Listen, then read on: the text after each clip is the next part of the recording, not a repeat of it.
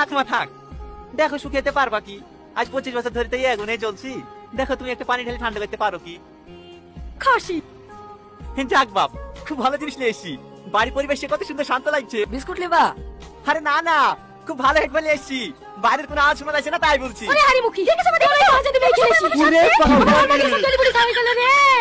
আমি আগে বুঝিনি তোরে কাল থেকে তুমি এসে শুনে যাচ্ছে ধ্বংস করে দেবে রে। আমার বউকে করতে না যাই চলি চলছে আমাদের পিছে দেখে তোলে তোর কাছে তো মন হয়ে গেলি বাপ বদলে গালাগালি করে। আমার সংসারে থাকতে হলে আমার কথা মতন চলতে হবে। চলবে না জামাই তোর কথা মতন। আজকে সংসার ফেরা করে নেব জামাই, আজকে তোমাকে বের হতে হবে। ফালতু ফালতুর মধ্যে ওরা আমাকে টেনশন কেনে? আপনারা কাজে ঝামেলা করে একটা মীমাংসায় আসে। ওরে ডাইনি, তুই আমার ছেলের কান ভাঙাছি, ভেলো করে খাবি। দাঁড়াও, আমার ছেলেকে বলি আজকে তোর মেয়ের ভাত ছাড়াছি।